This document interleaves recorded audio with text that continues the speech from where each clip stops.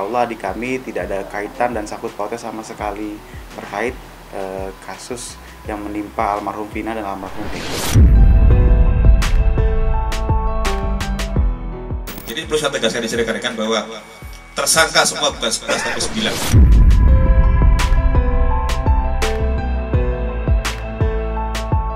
Namun, ada hal juga yang membuat kami kecewa adalah kenapa Polda menyatakan bahwa 2 DPO tersebut itu tidak ada alias fiktif.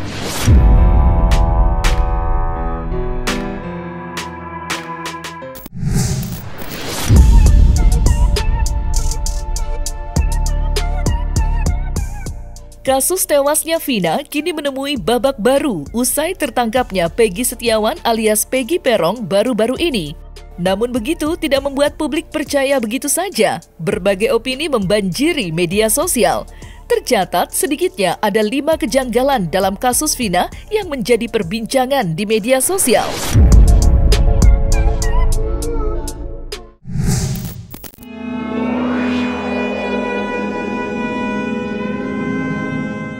Kejanggalan pertama, muncul dugaan aparat kepolisian salah tangkap. Bermula saat mantan narapidana Saka Tatal menceritakan jika dirinya korban salah tangkap yang dipaksa mengakui perbuatan yang tidak pernah dilakukan. Sontak saja pengakuan Saka mengundang perhatian sejumlah kalangan. Mengingat nama besar Polri dipertaruhkan, bahkan aparat kepolisian yang menangani kasus tersebut dianggap tidak menjalankan prosedur alias ngawur. Tidak hanya Saka yang buka suara, Peggy alias Peron juga angkat bicara. Menurutnya dirinya tidak bersalah, hanya dikorbankan dan dijadikan tumbal.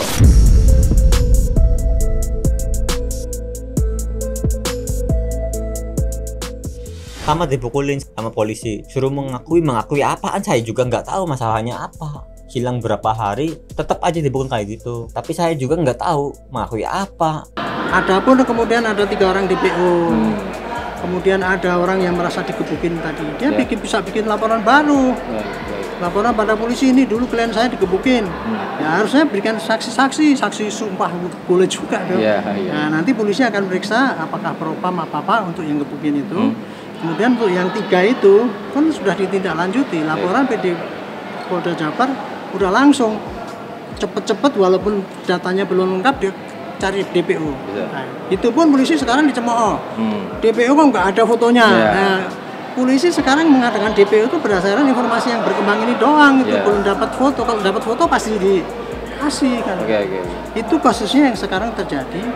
Kenapa jadi kayak benang ruwet? Tadi mereka bilang bukan benang ruwet ini, mereka yang ruwet pikirannya karena dapat informasi sepotong gitu. Padahal kasusnya udah clear, yang jelas itu 3 ini tinggal kejar aja DPO-nya. 3 orang ini nanti harus ditangkap, diperiksa. Kalau cukup bukti ya teruskan, kalau enggak ya dihentikan. Lucu ya.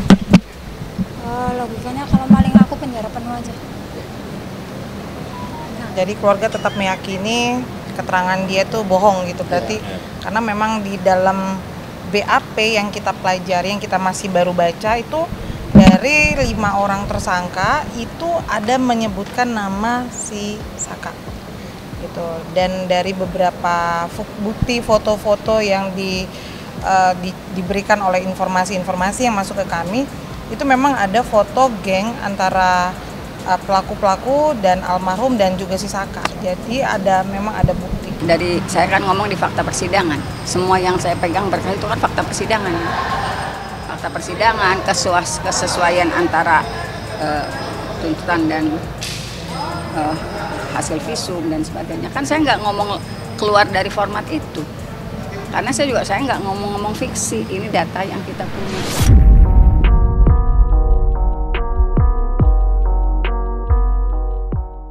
Kejanggalan kedua yang tak kalah ramainya menjadi perbincangan di media sosial ialah kemunculan seseorang bernama Mel yang mengaku teman dekat almarhum Eki. Dalam pengakuannya, Mel melihat langsung peristiwa nahas yang merenggut nyawa Eki dan kekasihnya Vina.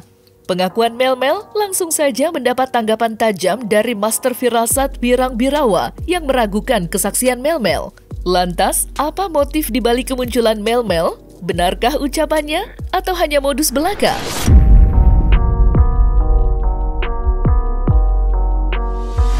Dia harusnya meminta pertolongan kepada orang yang ada di pinggir jalan, atau dia tidak balik ke warung. Oke, sebentar. Kita perhatikan nih jaraknya. Jaraknya itu hanya kurang lebih 3 menit. Kalau kita naik mobil ya, jaraknya cuma 1 kilo. Bayangkan. Dari mana nih? Di saat dari flyover ke dari titik SMP, TKP, 11. dari jembatan flyover. Flyover. Itu jaraknya ke SMP itu cuma 1,1 km. Cuma 1,1 kilo. Bayangkan, untuk mencari bantuan dia harus menempuh jalan 1,1 km dan balik lagi ke dalam gang tempat mereka terjadinya penyiksaan. Kalaulah memang dia saksi, kenapa pada saat dibawa dari SMP ke flyover, kenapa dia nggak teriak? Sementara dia betul-betul menyaksikan dan menonton. Dia melihat, dia menonton pada terjadinya penyiksaan itu. Nah, artinya kalau mau memposisikan Mel sebagai saksi itu pun sangat sulit dan terbantahkan. Jadi saya langsung mengasumsikan bahwa dia terlibat, karena tidak ada satu pengakuan di sini yang saya lihat. Saya bisa mematahkan, tidak ada satu pengakuan yang tidak dapat dipatahkan di sini, tidak dapat dikaburkan. Kalau dia terlibat, masuk akal. Dia harus balik lagi ke warung. Kenapa? Dia ingin mencari apa benda yang tertinggal di sana. Jadi dia ingin mencari tahu apa benda yang tertinggal di sana. Maka itu dia dari flyover, dia balik lagi ke titik tempat terjadinya penyiksaan. Itu kalau saya memposisikan Mel sebagai orang yang terlibat dalam hal ini. Itu asumsi pertama. Asumsi kedua, kenapa dia harus balik lagi ke tempat itu? Untuk memastikan siapa orang yang melihat pada saat kami lewat untuk mengantarkan Vina dan Eki ke flyover. Karena di sana dia mengatakan ada warung yang sudah mau tutup, ya kan? Dia mengatakan ada warung yang sudah mau tutup. Dia ingin mencari kejelasan untuk menghilangkan jejaknya bahwa warung itu benar menyaksikan atau tidak pada saat lewat tadi, gitu. Nah, jadi dia tidak punya kekuatan untuk membantah semua pengakuan dia di dalam rekaman itu. Maka itu saya bilang, kalau saya bisa bertemu dengan orang ini, saya paling lama memiliki waktu 1 jam untuk membuat dia mengaku dia terlibat atau tidak, dia saksi atau tidak, ataukah dia hanya pansos semata. 3 orang yang harus segera dicek kebenaran. Yang pertama, Saka Talal yang sudah viral, itu harus dicek kembali. Yang kedua, Pak RT, ya. Yang ketiga, Linda. Ini 3 orang mata rantai dari semua misteri yang terjadi ini. Terus ditambah 1 hari ini adalah saya umumkan adalah Mel, orang yang ada di rekaman itu, meskipun Mel itu adalah nama samaran yang kalian berikannya. Tapi saya yakin dalam waktu dekat saya akan mendapatkan siapa orang di balik suara itu, dan saya yakin dan berharap bahwa orang yang ada di rekaman itu harus didalami, diselidiki, dan diperiksa. Dari semua pengakuannya, di luar dari dia cari pansos ya, sangat kecil kemungkinan untuk dia membela diri bahwa dia saksi. Nah, terus yang ini paling penting nih, dia mengatakan ada temannya Linda, cewek juga ya, yang memberitahu asumsi dia bahwa Linda itu suka sama Eki. Lalu teman saya nih ngasih tahu ke Eki.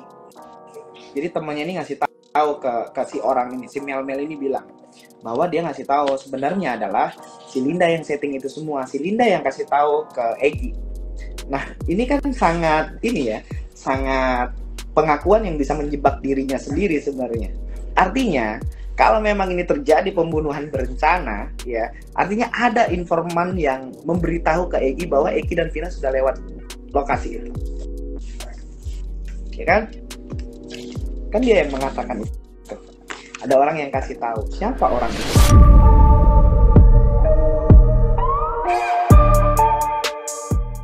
Kejanggalan ketiga, adanya orang kuat di belakang kasus Vina yang membuat pelaku tidak tersentuh hukum. Usai anak jenderal, netizen menuding salah satu pelaku merupakan anak mantan Bupati Cirebon. Sontak saja dugaan netizen tersebut menjadi ramai di tengah masyarakat. Sampai-sampai keluarga mantan Bupati Cirebon buka suara dan membantah semua tudingan miring netizen yang lebih menuruti perasaan daripada kebenaran. Lantas, langkah apa yang akan ditempuh keluarga Vina?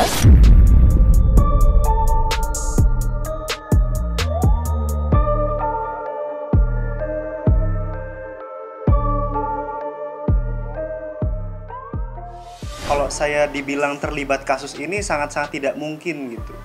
Karena pada saat itu saya masih duduk di bangku 5 SD. Seperti yang tentunya insya Allah di kami tidak ada kaitan dan sangkut pautnya sama sekali terkait kasus yang menimpa almarhum Vina dan almarhum Eki. Tidak, kalau mengenal, kami sama sekali tidak mengenal komunitas-komunitas geng motor pada saat itu. Ya sebatas sepintas hanya kasus pembunuhan saja, tapi tidak sampai seperti saat ini ya, semua yang namanya sama, semua yang ciri-cirinya sama, sampai mungkin nanti teman-teman media bisa lihat telinga suami saya, katanya itu bekas tindik atau apapun, tidak ada. Jadi netizen ini berusaha bagaimana caranya pelaku ini adalah berasal dari keluarga kami. Entah itu tindiknya ada bekas tindik, atau namanya sama, atau katanya juga ganti KTP. Mungkin bisa dicek juga di Dukcapil kalau Rama ini tidak pernah mengganti identitas, suami saya pun dan adik kami yang ketiga, Reza Prima, juga tidak ada. Jadi benar-benar kita ini kebingungan juga sebetulnya menanggapinya. Cuman ya dibawa santai aja karena saya yakin lambat laun akan cepat terbukti sih. Kalau kami itu pertamanya bukan nggak mau tahu berita ini ya, tapi memang karena film ini baru naik, memang baru ramai juga di kota Cirebon dan di Kabupaten Cirebon. Dan kebetulan adik kami ini namanya Ramadhani Purwadi Sastra, tapi netizen pengennya dipanggilnya Dani, padahal aslinya namanya Rama panggilannya gitu. Iya, jadi awalnya memang kan kami ada mempertimbangkan untuk melaporkan akun-akun yang selama ini beberapa hari ini mengeluarkan berita-berita hoax. Dugaan pelaku kasus Vina. Nah, cuman rupanya ada pertimbangan keluarga. Pada akhirnya karena memang peristiwa yang tidak benar kan, ya keluarga lebih memilih untuk mendiamkan saja gitu, tidak mengambil langkah hukum gitu. Iya, tadinya kan mau seperti itu, cuman ternyata kan pihak keluarganya sudah nggak mau, ya sudah, kita mau apa. Setelah netizen yang bikin geleng-geleng, kini giliran aparat kepolisian yang membuat banyak orang dibuat bertanya-tanya. Bagaimana tidak, aparat kepolisian dalam hal ini Polda Jawa Barat dalam konferensi persnya mengungkap jika pelaku yang buron hanya Peggy alias Perong seorang. Dengan kata lain, DPO lainnya hanyalah fiktif belaka. Sontak saja publik kembali dibuat geleng-geleng untuk kedua kalinya.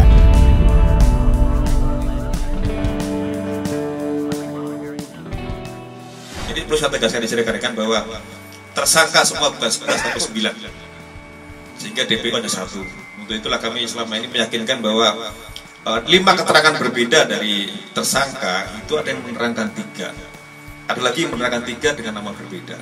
Ada yang menerangkan 5, ada yang menerangkan 1. Setelah kami melakukan penyidikan lebih mendalam, ternyata 2 nama yang disebutkan selama ini itu hanya asal sebut.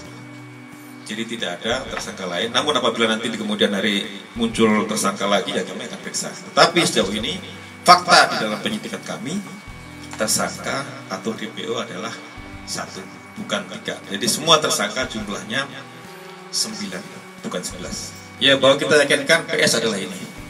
Kita sudah menyita sejumlah dokumen terkait dengan identitas, kemudian juga motor yang digunakan, kita sudah dapat STNK-nya, walaupun motornya belum dapat, tetapi STNK kendaraan yang digunakan pada saat kejadian kita sudah mengamankan.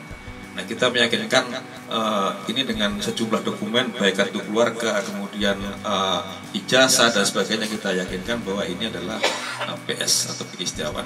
Namun, ada hal juga yang membuat kami kecewa adalah kenapa Polda menyatakan bahwa 2 DPO tersebut itu tidak ada alias fiktif. Begitu, bahwa hari ini menetapkan Peggy alias Perong, Peggy Irawan ya, Peggy Setiawan apa ya? Peggy Setiawan alias Perong, alias Robi Irawan itu sudah ditetapkan sebagai tersangka atau DPO yang selama ini dicari oleh kepolisian. Yang pertama yang akan kami sampaikan adalah kami rilis hari ini tidak diberitahu oleh Polda Jabar, tidak ada informasi apapun perihal rilis yang akan dilakukan hari ini, padahal kami ini adalah kuasa hukum dari almarhum keluarga Vina.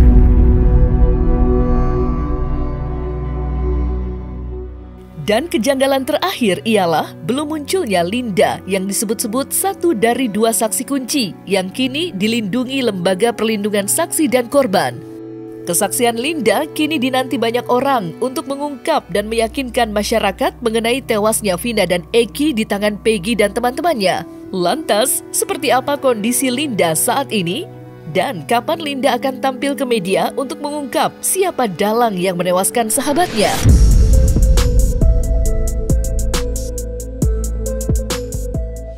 Nanti ditanya apa, sebenarnya ini masih awal ya, jadi masih diskusi aja. Kami menyampaikan soal saksi dan korban seperti apa dan mekanisme perlindungan seperti apa, permohonan perlindungan itu bagaimana, saksi masih dibuatnya. Belum sampai detail lah.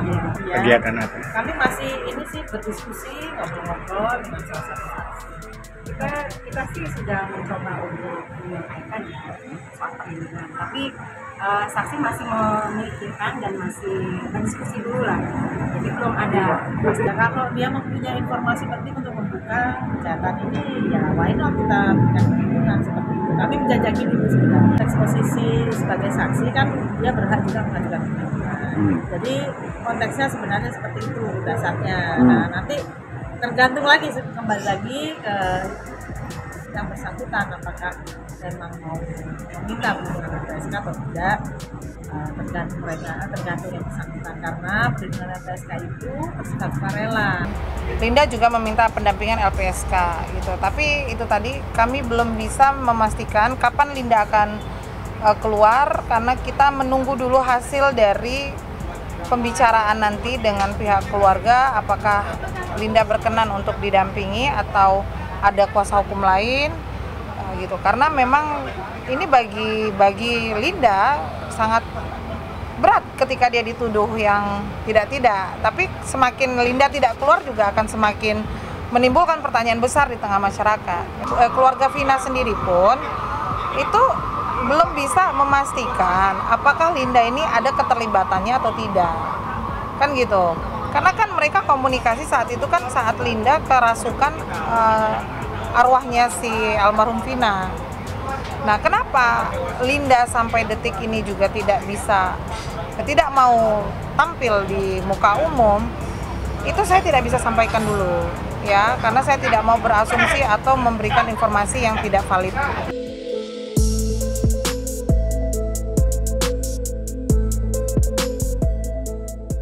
Nah, selesai sudah Cumi Lovers, saksikan terus Cumi Camp In-Depth, kabar lengkap, mendalam, dan akurat dari narasumber terpercaya. Dan jangan lupa untuk like, subscribe, dan juga share channel YouTube Cumi Cumi.